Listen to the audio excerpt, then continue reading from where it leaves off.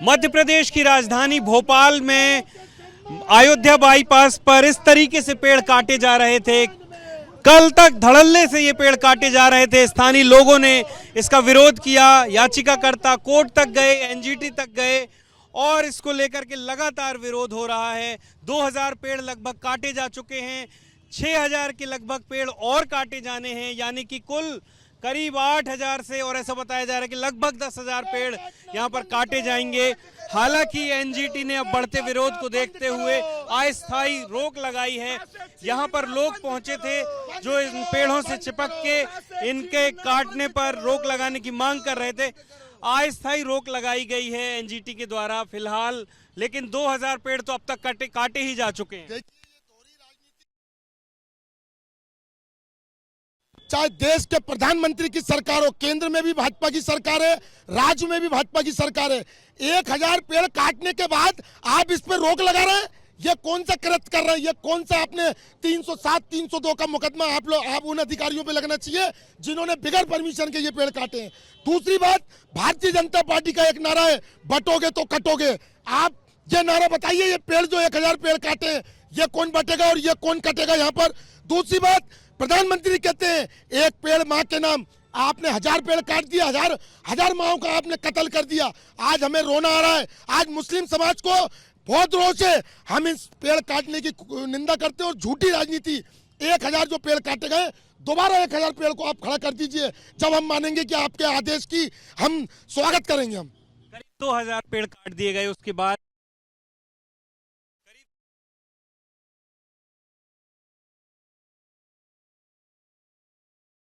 उधर तक ठीक था कि शुरू कर दूं फिर से?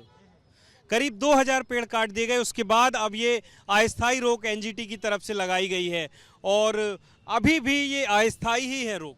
ये सब नूरा कुश्ती चल रही है सरकार की, एनजीटी और कोई भी हो चाहे, ये पेड़ों को काटने वालों के ऊपर हत्या का प्रकरण दर्ज होना चाहिए, उनको जेल में डालना चाहिए। 2000 पेड़ काट दिए, अब जाके ये जागे। कल आपकी पूरी मीडिया की टीम ने इसको प्रमुखता से दिखाया, इन्हें शर्म आना चाहिए। पर्यावरण की बात करते हैं, शिवराज सिंह चौहान रोज पेड़े लगाते हैं, यहाँ 2000 पेड़े काट दिए गए, इसकी मैं निंदा करता हूँ। उन्हें शर्म आना चाहिए और यहाँ से जो मंत्री, स्थानीय यहाँ की मंत्री हैं, उनको भी सोचना चाहिए। पर्यावरण की बड़ी बड़ी बातें करते हैं, उनको अपने ससुर बाबूलाल गौर से सबक लेना चाहिए। जनता परेशान हो रही है, 52 डिग्री टेम्परेचर हो जाता है गर्मियों के अंदर, मगर पुरसाने हाल नहीं है। नगर निगम और एनजीटी तमाम उन विभागों की ये नूरा कुश्ती है और इसका नुकसान जनता को हो रही है। आज मुस्लिम समाज यहाँ आया है, हम इसका विरोध करते हैं। ये रुकेगा नहीं तो हम जब तक यहाँ से हिलेंगे नहीं, जाएंगे नहीं। हम इस पेड़ों के लिए अपनी जान भी दे देंगे।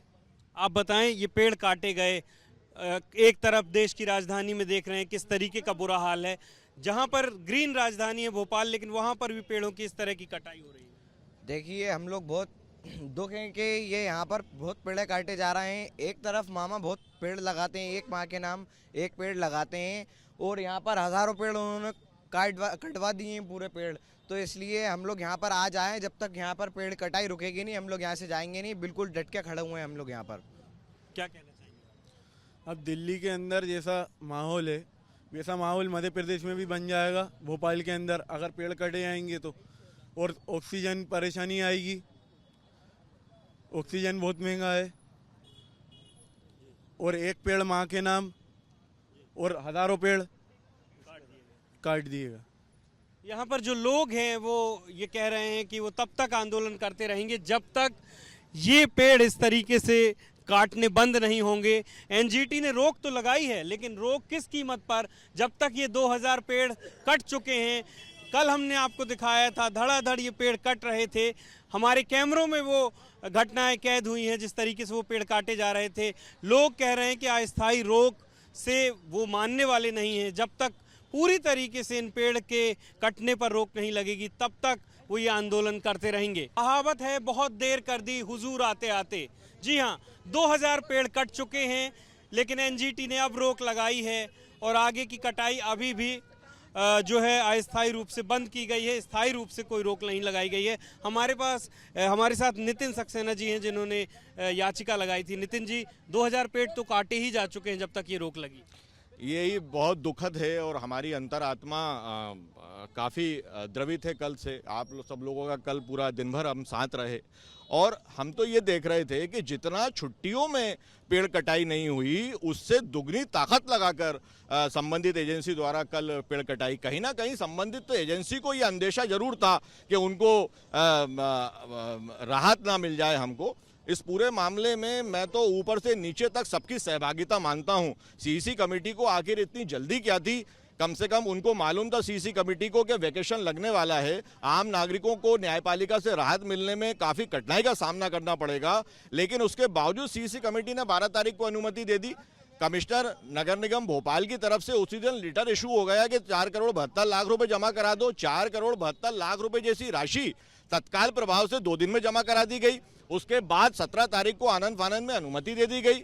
उसके बाद छुट्टियों के दिनों में पेड़ कटाई। नगर निगम भोपाल एक तरफ अन्य मामलों में मूलभूत सुविधाओं की हम बात करते हैं तो कहता है कि अवकाश के दिनों के बाद बात करें आप, लेकिन पेड़ कटाई में बड़ा रुचि लेकर उन्होंने आनंद इतने हजारों पेड़ों की बलि दे दी। कहीं ना कहीं ये भोपाल शहर में निगम प्रशासन और ऊपर से नीचे तक के जितने वरिष्ठ अधिकारी हैं वो सब इस विनाश में सहभागी हैं।